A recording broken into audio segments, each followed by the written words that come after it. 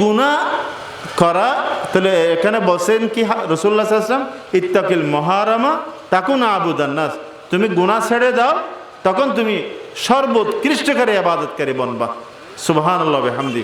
তাহলে আমরা ইনশাআল্লাহ আজকে সিদ্ধান্ত নেব যে আমরা গুনাহ করব না ইনশাআল্লাহ। ইনশাআল্লাহ তৈরি আছি তো ইনশাআল্লাহ? ভাই অল বন্ধু অল, এই যে আমরা গুনাহ করি, সুযোগ পাইলে গুনাহ করি, এদিকে নামাজও পড়ি, রোজাও রাখি, হজও করি, যাকাতও দিই, সুযোগ পাইলে গুনাহ করি।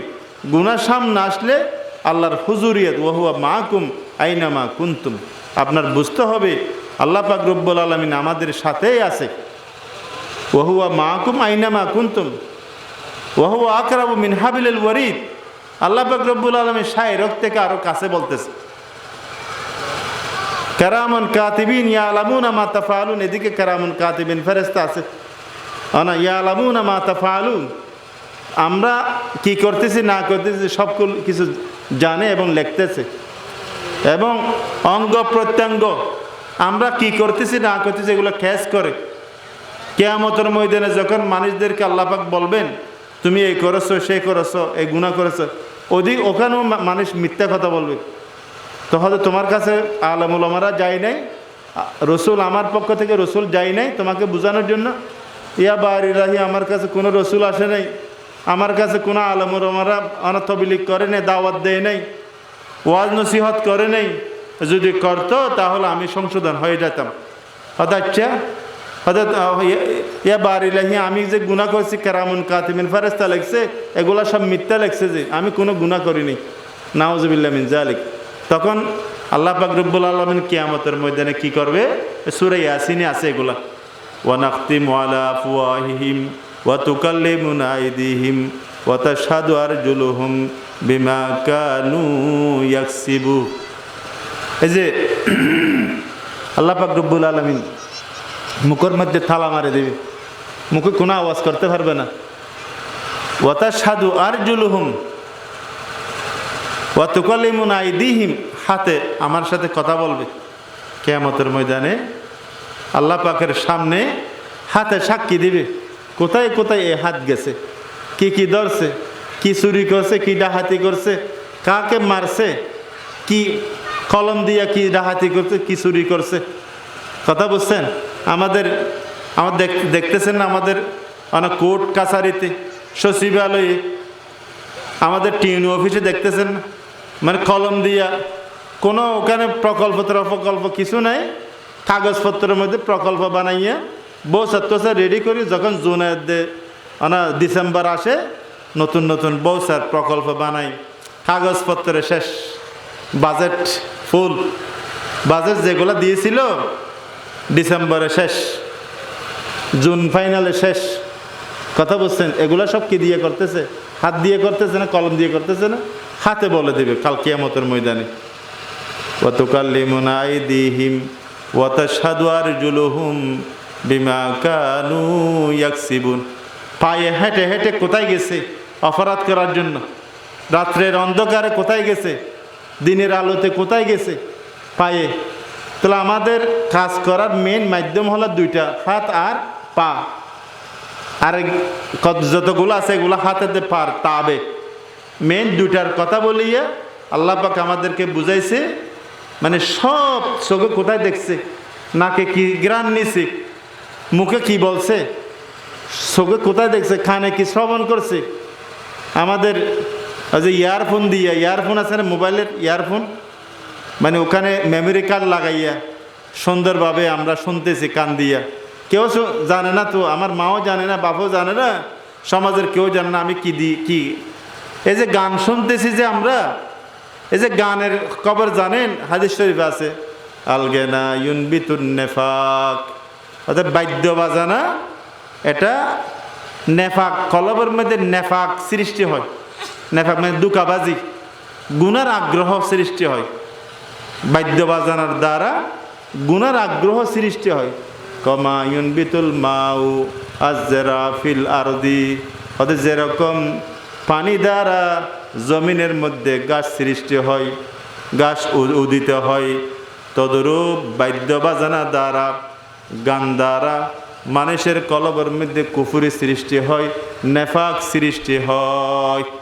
এই জন্য যেরকম কামা ইউনবিতু আযযিকরু ইউনবিতুল ঈমান, কামা ইউনবিতুল মাউ ফিল আরদি আযরা, এরকম জিকির আজকার করলে, আল্লাহ আল্লাহ করলে, লা ইলাহা ইল্লাল্লাহ পড়লে, সুবহানাল্লাহ সুবহানাল্লাহ পড়লে, আলহামদুলিল্লাহ আলহামদুলিল্লাহ পড়লে, আল্লাহু আকবার পড়লে, আস্তাগফিরুল্লাহুল আযীম ওয়া আতুবু ইলাইহি ইস্তিগফার জিকির করলে, লা হাওলা ওয়ালা কুওয়াতা ইল্লা বিল্লাহিল আলিয়্যিল আযীম, লা হাওলা ওয়ালা কুওয়াতা ইল্লা বিল্লাহ জিকির আদায় করলে, ইয়া হাইয়্যু ইয়া কাইয়্যুম বিরহমাতিকা নাস্তাগীস পড়লে, আপনি কোরআন তেলাওয়াত করলে, জিকির আজকার করলে কলবের মধ্যে ঈমান সৃষ্টি হয়।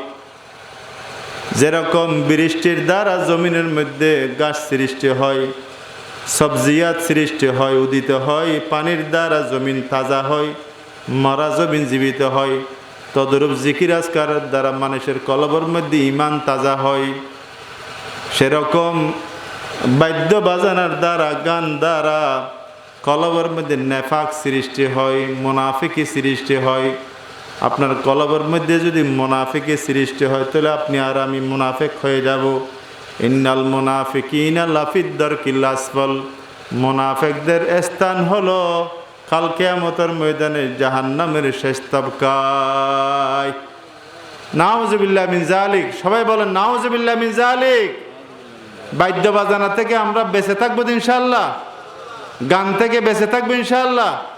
এই যে মোবাইলের মধ্যে, এখন তো টিভির সামনে যাইতে হয় না, সব মোবাইলের মধ্যে। এটা আখিরি জমানার দাজ্জালি ফিতনা, মোবাইল আখিরি জমানার দাজ্জালি ফিতনা। এই মোবাইলের ব্যাপারে সমস্ত উলামায়ে কেরাম সতর্ক করতেছেন। এই মোবাইল এটা আখিরি জমানার, মানুষের সময় নষ্ট হয়ে যায় এবং আপনার চোখ নষ্ট হয়ে যাবে। আপনি দেখেন না, ছোটো ছোটো বাচ্চারা পর্যন্ত মোবাইলের জন্য পাগল, ছোটো ছোটো বাচ্চারা পর্যন্ত মোবাইলের জন্য পাগল। এই জন্য আপনার আমার খুব খেয়াল করতে হবে, এই যে মোবাইলের ব্যবহার থেকে, মোবাইল ব্যবহার করেন প্রয়োজনীয় স্বার্থে, কলের স্বার্থে, অথবা কোনো ব্যবসা বাণিজ্য করেন আপনি, ওখানে যদি কোনো হিসাব নিকাশ করতে হয় আপনি করেন। কিন্তু সব সময় যে মোবাইল একটা দিয়া মোবাইল সামনে এরকম মোবাইলের ভিতরে আমরা কারোর সাথে সম্পর্ক পর্যন্ত নষ্ট হয়ে গেছে। একদম বউও মোবাইল নিয়ে ব্যস্ত, জামাইয়ে মোবাইল নিয়ে ব্যস্ত, ফোয়াশা যেগুলো আছে এরও মোবাইল নিয়ে ব্যস্ত। তো মানুষের এখন বন্ধু বান্ধবের মহাব্বত পর্যন্ত চলে গেছে। এই জন্য আমরা এই মোবাইলের গুনাহ থেকে, মোবাইলের ফিতনা থেকে ইনশাল্লাহ আমরা বেঁচে থাকবো ইনশাআল্লাহ। আল্লাহ সবাইকে তৌফিক দান করুক। তাহলে আমি বলতে চাইছিলাম কি, জি ইত্তাকিল মুহারামা তাকুন আবুদান নাস।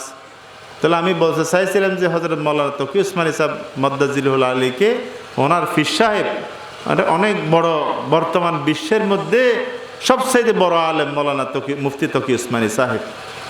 ওনার কিতাব, অনেক কিতাব পুরা ওয়ার্ল্ডের মধ্যে প্রসিদ্ধ, গ্রহণযোগ্য। উনি এগুলা ওনার কিতাবের মধ্যে লিখছেন। ওনার ছাত্র জীবনে এই যে পীর সাহেবে যে নসিহত করেছিল, হয়তো এখনো পর্যন্ত ওই নসিহত অনুযায়ী আমল করি। আলহামদুলিল্লাহ, ওই নসিহত অনুযায়ী আমল করাতে আমার এই তরক্কি আল্লাহ পাক দান করেছেন, এই উন্নতি দান করেছেন। তাহলে ইনশাল্লাহ আমরা শুকর আদায় করবো ইনশাল্লাহ। শুকর আদায় করলে আপনার সাথে কোনো ঝগড়া হবে না। আপনার বউ মনে করেন আপনার যাই করতে পারছে আলহামদুলিল্লাহ, কোনো শেকায়েত নেই, তাহলে বউয়ের সাথে আপনার কোনো আর ঝগড়া হবে? নসিবে যা আছে তা হয়েছে, যা পারছে তা করছে। তাহলে আপনার ফ্যামিলির মধ্যে ফোলাফইন আছে, ফোলাফইনে এরা যা পারছে তা করছে, যা আপনার সেবা করার জন্য তাদের তৌফিক হয়েছে করছে, আর যা করার সুযোগ হয় না সে করে নাই। তুমি এই কাজটা কেন করো নাই? কোনো শেকায়েত নেই, যা করছে আলহামদুলিল্লাহ। তাহলে ফোলাফইনদের সাথে আপনার ঝগড়া হবে না, আপনার বিবির সাথে ঝগড়া হবে না। ঘরের মধ্যে একদম শান্তির পরিবেশ সৃষ্টি হবে যদি সবাই শুকর গুজার হয়, একে অপরের শুকর আদায় করে।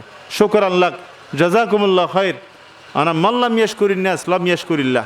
অর্থাৎ যে মানুষের শুকর আদায় করে না, সে আল্লাহরও শুকর আদায় করে না। তাহলে আপনি যদি ফলাফল যদি বাপের শুকর আদায় করে, মার শুকর আদায় করে, আর জামাইয়ে যদি বউয়ের শুকর আদায় করে, বউ যদি জামাইয়ের শুকর আদায় করে, তুমি এই কাজটা কেন করো নাই, এই কাজটা কেন করো নাই, এই কাজটা কেন করো নাই, এরকম যদি আমরা বলতে থাকি তাহলে ঘরের মধ্যে ঝগড়া বেজে যায়। এই জন্য পরিবারের মধ্যে নিজের ব্যক্তিগত যদি আমি আমার জিন্দগির মধ্যে যদি শুকর নিয়ে আসি তাহলে আমিও শান্তি পাবো, ফ্যামিলির মানুষও শান্তি পাবে। আর ফ্যামিলি ব্যক্তি ঠিক হয়ে গেলে ফ্যামিলি ব্যক্তি নিয়েই তো সমাজ গঠিত হয়, সমাজ তো মানুষ নিয়ে গঠিত হয়। মানুষ যখন শুকর আদায় করে তখন সমাজের মধ্যে কোনো ঝগড়া বিভেদ হয়ে থাকে না। তাহলে আর আমরা ইনশাআল্লাহ শুকর আদায় করবো ইনশাআল্লাহ, আমরা এদিকে তাওয়াজ্জু দিয়ে এর কাছে করব। ইত্তাকিল মুহারামা তাকুন আবুদান নাস। তাহলে একটা নসিহত হলো শুকরের নসিহত। জি, তাহলে আর একটা নসিহত ওনাকে করছে যে এটা কি ওই সবরের নসিহত। ওনার পীর সাহেব ওনাকে বলছিল যে হয়তো তুমি শুকর আদায় করবা আর একটা তুমি সবর করবা। এই সবরের অর্থ হলো কি, আপনি নফসে আপনার মনে একটা জিনিস চাইতেছে, গুনার খাওয়াহেস, গুনাহ করার জন্য মনের মধ্যে একটা স্পৃহা সৃষ্টি হয়েছে, তখন আপনার সবর করতে হবে। আপনার চিন্তা করতে হবে আমি আল্লাহ হলো আমার মালিক, আমি হলো আল্লাহর মামলুক বান্দা, আমার কোনো এখতিয়ার থাকবে না, ওনার হুকুম অনুযায়ী আমার চলতে হবে। এই কাজটা করলে আমার মালিক নারাজ হয়ে যাবে। মনে করেন আপনি একটা দোকানে চাকরি করলে ওই ছেলে চিন্তা করেন আমার মালিকের অর্ডার কী করার আছে আর কী মধ্যে আমার মালিকের নিষেধ আছে। ওই 10,000 15,000 টাকা দিয়ে চাকরি করে, ওখানে পর্যন্ত চিন্তা করিয়ে চলে, অথচ ওনাকে সৃষ্টি করে নাই আল্লাহ পাক রব্বুল আলামিন। ওমা বিকুম মিন নিয়ামাতিন ফামিনাল্লাহ, আমাদের মধ্যে যত নিয়ামত আছে সব কিছু আল্লাহ পাকের পক্ষ থেকে। ওয়াইন তাউদ্দু নিয়ামাতাল্লাহ ফালা তুহসুহা, তাহলে আমাদের কীরকম আল্লাহ পাকের কীরকম অর্ডার মানতে হবে, এই জন্য আমাদের খেয়াল করতে হবে, মানে সবর করে চলতে হবে। ইত্তাকিল মুহারামা তাকুন আবুদান নাস। এই জন্য আল্লাহ রসুল সাল্লাল্লাহু আলাইহি ওয়াসাল্লাম পরামর্শ দিয়েছেন আমাদেরকে, হয়তো তোমরা গুনাহ থেকে হেফাজত থাকো, গুনাহ থেকে বাঁচো, তখন তোমরা সর্বোৎকৃষ্টকারী ইবাদতকারী বানবা। ইনশাআল্লাহ আমরা গুনাহ থেকে বাঁচবো তো ইনশাআল্লাহ। দ্বিতীয় নম্বরের নসিহত হলো আল্লাহ রসুল সাল্লাল্লাহু আলাইহি ওয়াসাল্লাম, আমি একটা আপনাদের সম্মুখে যে হাদিস পড়েছি ওই হাদিসের মধ্যে, ওই হাদিসের রাবি হলো হযরত আবু হুরায়রা রাদিয়াল্লাহু তাআলা আনহু। যে একটা সূরা আমি আপনাদের সামনে পড়েছি, ওই সূরা অত্যন্ত বরকতান সূরাটা আমি তেলাওয়াত করেছি। খুব ছোট সূরা, কোরআন মজিদের মধ্যে এর সাথে ছোট সূরা আর নেই। ওই সূরার মধ্যে আল্লাহ পাক রব্বুল আলামিন এত সুন্দর কথা, এত জরুরি কথা আল্লাহ পাকে আমাদেরকে বুঝাইয়েছেন।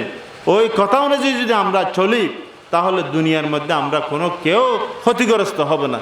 হযরত ইমাম শাফি রহমতুল্লাহ আলাইহি এই সূরা সম্পর্কে আমাদেরকে বলতেছেন, হযরত লাউলা মা আনজালাল্লাহু ইল্লা হাযিহি সূরা লাকাফাত লিহিদায়াতিল উম্মাহ। হযরত এই সূরা ছাড়াও আল্লাহ পাক রব্বুল আলামিন কোন সূরাও যদি নাযিল না করত, এই সূরাই সমস্ত উম্মতের হেদায়েতের জন্য যথেষ্ট হয়ে যেত। সুবহানাল্লাহ। এটার নাম হলো সূরাতুল আসর। এই সূরাতুল আসর, আসর শব্দের অর্থ হলো সময়। আসর শব্দের অর্থ কি যে সময়। এই সবওয়াল আসরি, সময়ের শপথ। সময়ের শপথকে আল্লাহ পাক রব্বুল আলামিন ওখানে 4টা নসিহত করেছেন। আমি যে হাদিসটা তেলাওয়াত করেছি ওই হাদিসের মধ্যে আল্লাহ রাসূল সাল্লাল্লাহু আলাইহি ওয়াসাল্লাম 5টা নসিহত করেছেন। ওই যে আয়াত তেলাওয়াত করেছি ওই আয়াতের মধ্যে 4টা নসিহত করেছেন। ওই 4টা অত্যন্ত গুরুত্বপূর্ণ, এই 5টা অত্যন্ত গুরুত্বপূর্ণ। এই 4টা যেটা কোরআন মজিদের মধ্যে আল্লাহ পাক রব্বুল আলামিন আমাদেরকে নসিহত করেছে, ওইটার মধ্যে 1 নম্বর হলো ইল্লাল্লাযীনা আমানু ওয়া আমিলুস সালিহাত। ইল্লাল্লাযীনা আমানু, হয়তো ওই সমস্ত মানুষ ক্ষতিগ্রস্ত হবে না, দুঃখ কষ্টে পড়বে না দুনিয়ার মধ্যে আখিরাতের মধ্যে, যাদের মধ্যে 4টা গুণ থাকবে। যাদের মধ্যে কয়টা গুণ থাকবে? 4টা গুণ থাকবে। একটা গুণ হলো ইল্লাল্লাযীনা আমানু, ওই সমস্ত মানুষ যারা আল্লাহর উপর ঈমান আনবে, আল্লাহ রসুলের উপর ঈমান আনবে, আল্লাহকে বিশ্বাস করবে, আল্লাহ রসুলকে বিশ্বাস করবে। ওই 7টা বিষয় যেটা আপনারা ঈমানে মুফাসসালের মধ্যে পড়েছেন, ওই 7টা বিষয় সম্পর্কে ঈমান আনবে, বিশ্বাস করবে। আমানতু বিল্লাহি ওয়া মালাইকাতিহি ওয়া কুতুবিহি ওয়া রুসুলিহি ওয়াল ইয়াউমিল আখিরি ওয়াল কদরি খায়রিহি ওয়া শাররিহি মিনাল্লাহি তাআলা ওয়াল বাসি বাদাল মাউত। এই 7টা বিষয়, এই 7টা বিষয় সম্পর্কে যে ঈমান আনবে, বিশ্বাস করবে, 1 নম্বর গুণ। তাহলে আমরা আল্লাহর উপর বিশ্বাস করি। আমরা কি পড়ছি? কলিমা তৈয়বা পড়ছি না আমরা? লা ইলাহা ইল্লাল্লাহ মুহাম্মাদুর রাসূলুল্লাহ। আল্লাহ রাসূল সাল্লাল্লাহু আলাইহি ওয়াসাল্লাম এক সময় ওয়াজ করতেছেন, জাদ্দিদু ঈমানাকুম ওয়া কাইফা নুজাদ্দিদু ঈমানান ইয়া রাসূলুল্লাহ। আল্লাহ রাসূল সাল্লাল্লাহু আলাইহি ওয়াসাল্লাম সাহাবায়ে কেরামদেরকে বলছেন, তোমাদের ঈমানকে একটু নবায়ন করো, তাজদীদ করো, ঈমান বৃদ্ধি করো। তখন সাহাবায়ে কেরাম আল্লাহ রাসূল সাল্লাল্লাহু আলাইহি ওয়াসাল্লামের কাছে জিজ্ঞাসা করছেন, ইয়া রাসূলুল্লাহ, আমাদের ঈমানকে কিভাবে আমরা নবায়ন করব?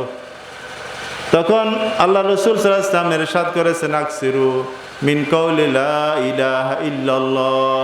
অর্থাৎ তোমরা কি করো? বেশি বেশি করে লা ইলাহা ইল্লাল্লাহ পড়ো। সুবহানাল্লাহ বিহামদি। কি পড়ো? লা ইলাহা ইল্লাল্লাহ, লা ইলাহা ইল্লাল্লাহ। আমি একসময় হাটাদারির মাদ্রাসায় গেছি। ওই সময় হাটাদারির মোহতন শাহ হুজুর রহমতুল্লাহ আলাই, মাওলানা আহমদ শফি শাহ হুজুর রহমতুল্লাহ আলাই ছিলেন। আমরা হুজুরের হাতে বাইত হওয়ার জন্য গেছি। হুজুর বসা, হুজুরের একটা মজাজ, ওনার অফিসে ওনার ওই খানাকার মধ্যে মেহনত করাইতো। কেউ বায়াত করার জন্য গেলে ওকে জিকিরের একটা কি করতো, মানে কিভাবে জিকির করবে শিখাইতো। হুজুর সামনে বসা থাকতো। তখন উনি এই লা ইলাহা ইল্লাল্লাহর এভাবেই উনি শিক্ষা দিতেছেন। অতএব আমাদের বাম সাইডে, বাম দুধের নিচে হলো কলব। ওই কলব আল কলবু কলবুল মুমিন আরশুল্লাহ। ওই কলবের মধ্যে আল্লাহ পাকের তাজাল্লি ওই কলবের মধ্যে পড়ে। অতএব তোমরা কি করবা? কলবের মধ্যে লা ইলাহা যখন বলো, তখন তোমরা বলবা যে এখানে আমার কলবে কারো বিশ্বাস নাই, কারো স্থান নাই, এরকম মনে করিয়া লা ইলাহা। ওদের ডান দিকে একটু চেহারাটাকে একটু ঘুরাই ফেলবা।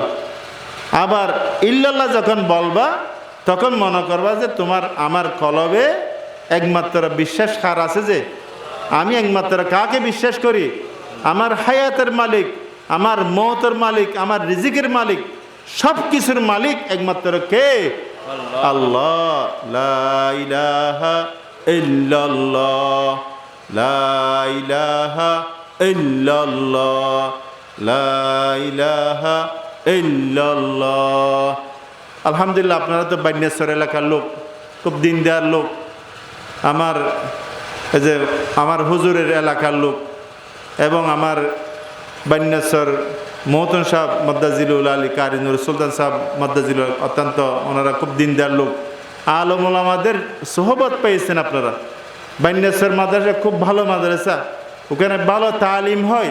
বান্যাশ্বর মাদ্রাসা চতুর্পাশের মানুষ অত্যন্ত দিনদার হবে, এটা স্বাভাবিক।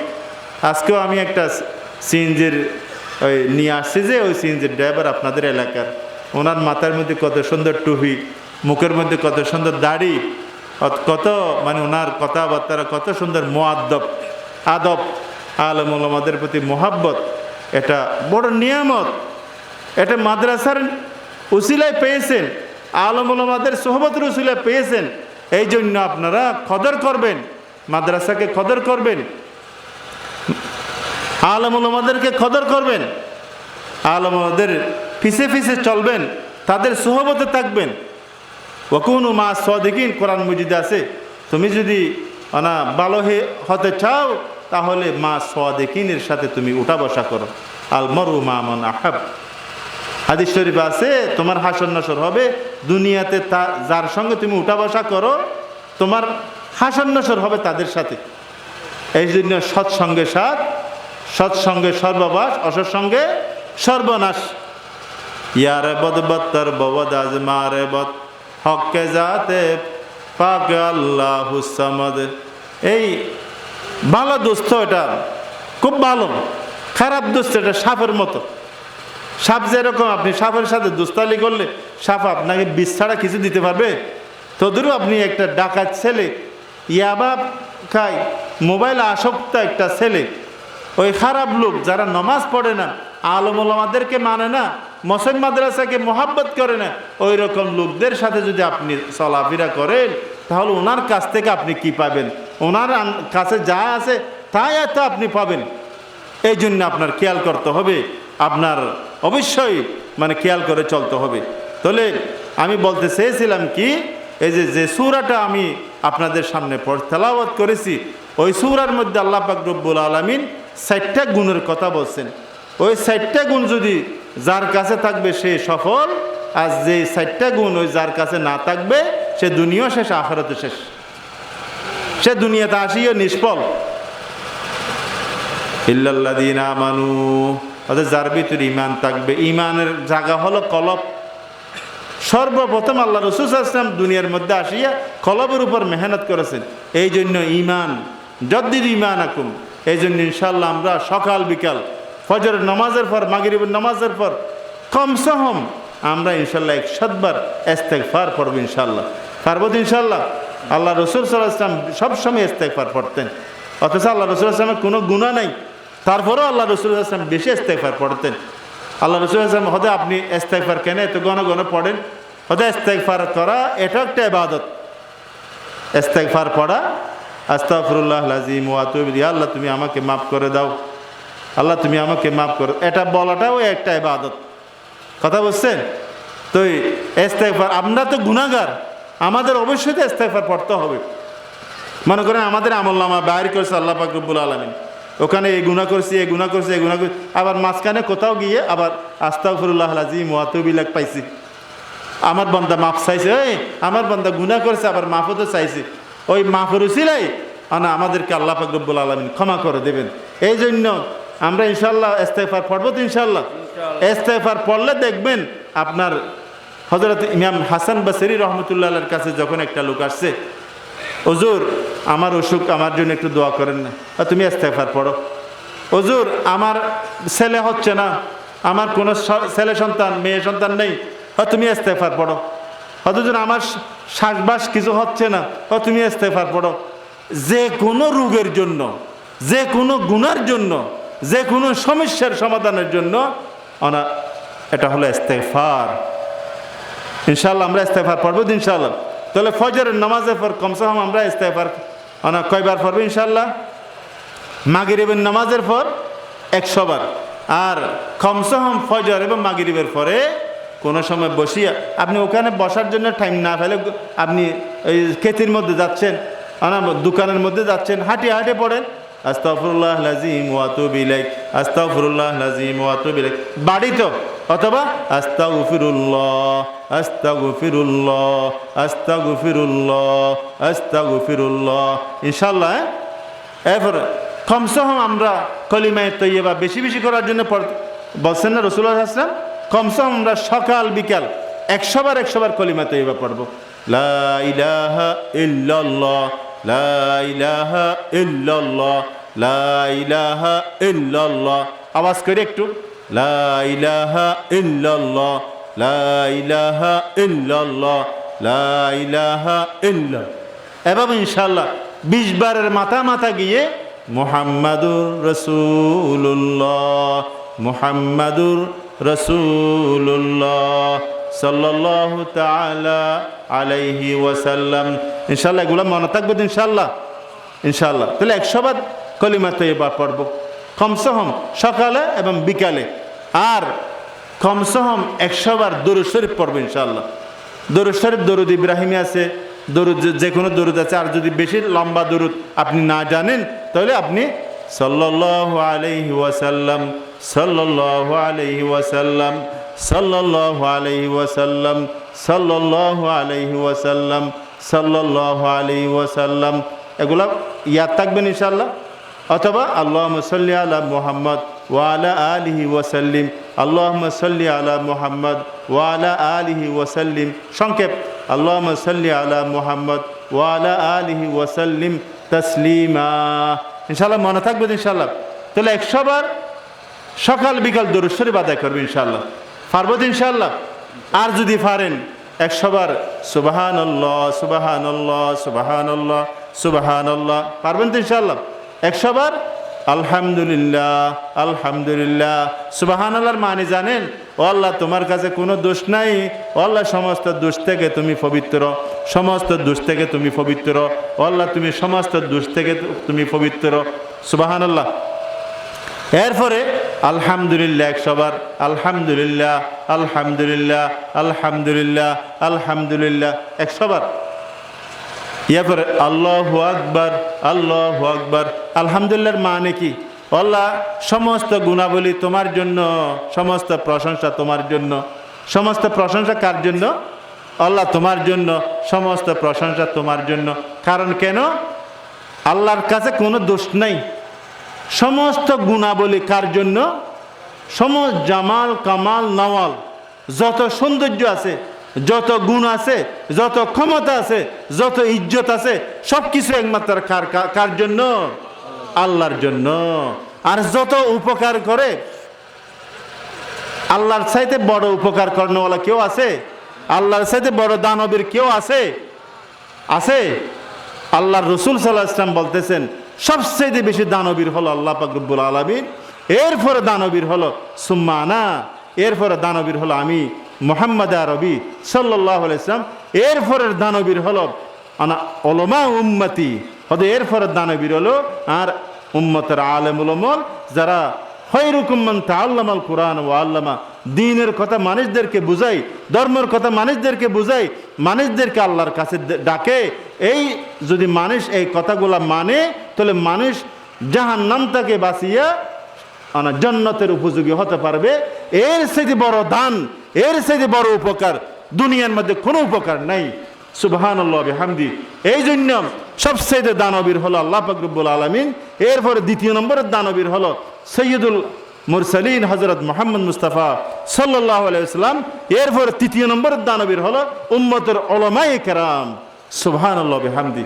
ভাইরা, বন্ধুরা, আমরা 50 টাকা 100 টাকা 500 টাকা 1000 টাকা দিয়ে আমরা মনে করি আমরাই দানবীর। আলেম ওলামারা দান খয়রাত করে না, দানবীর নয়, আমরা দানবীর। নাউজুবিল্লাহ মিন যালিক।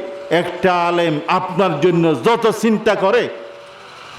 চিন্তা করে, যখন দোয়া করে আলেম ওলামারা, আল্লাহুম্মা ইহদিনাস সিরাতাল মুস্তাকিম, আল্লাহুম্মা ইগফির লানা ওয়া লিওয়ালিদাইনা ওয়া লিউস্তাযিনা ওয়া লিমাশায়িখিনা ওয়া লিল মুসলিমিন ওয়াল মুসলিমাত। সমস্ত মুসলমানদেরকে আল্লাহ মাফ করে দেন। সমস্ত আমার যত প্রতিবেশী সবাইকে আল্লাহ হেদায়েত করেন। মসজিদের খেদমত, মসজিদে গিয়ে আপনার জন্য দোয়া করতেছে, তাহাজ্জুদের টাইমে দোয়া করতেছে, ইশরাকের টাইমে দোয়া করতেছে, মাদ্রাসার মধ্যে যখন কিতাব পড়ায়, কোরআন হাদিস পড়ায়, ওই সময় মাঝে মাঝে আপনার জন্য দোয়া করে। আপনার জন্য, উম্মতের জন্য আলেম ওলামাদের চাইতে বড় দোস্ত কেউ নাই বান্দা। আলেম ওলামাদের চাইতে বড় দোস্ত উম্মতের জন্য কেউ নেই। উম্মত যখন আলেম ওলামাদের সাথে থাকবে, তখন উম্মত সিরাতে মুস্তাকিমের উপর থাকবে। এই কথা শয়তানে বুঝতে পারে। এই কথা কাফের, মুরতাদ, ইহুদি, খ্রিস্টানরা টের পেয়ে এখন ফিতনা করতেছে। আলেম ওলামাদের থেকে কিভাবে আওয়াম ভাইদেরকে কিভাবে সরানো যায়, কিভাবে সরানো যায়। এই যে আমাদের কিছু ভাই সলফি আছে, এরা বলে যে কোরআন হাদিস সামনে থাকলে হবে, কোনো আলেম ওলামার দরকার নেই। আমাদের কিছু সাতপন্থী ভাইরা আছে, হয়তো আলেম ওলামাদের দরকার নেই, হয়তো আমরা দাওয়াতে তাবলীগের মেহনত আমরাই করতেছি, আলেমের কি দরকার আবার? কথা বুঝছেন? এই যে রাহাবুর ছাড়া আপনি কিভাবে আপনি সংশোধন হবেন? রাহাবুর থাকতে হবে না যে? তাহলে এই জন্য আমি এই আর কি, তাহলে আমি যে কথা বলছিলাম, এই যে ওই কথাগুলো এখনো আমি গোছাইতে পারিনি। 2-1 মিনিটের মধ্যে আমি কথাগুলো গোছাচ্ছি। তাহলে এই যে সমাজ সংস্কারের কথা, সমাজের মধ্যে কেন বিশৃঙ্খলা সৃষ্টি হয়? একমাত্র আমাদের কারণে। সমাজ হলো মানুষ দিয়ে সমাজ। মানুষ 1 জন 2 জন 4 জন 5 জন 10 জন 10 পরিবার, এগুলা নিয়ে সমাজ। তাহলে আমাদের কি করতে হবে? আমাদের গুনাহ থেকে হেফাজত থাকতে হবে। যখন আমরা গুনাহ থেকে হেফাজত থাকবো, ইত্তাকিল মুহারামা তাকুন আবুদানাস, তখন আমরা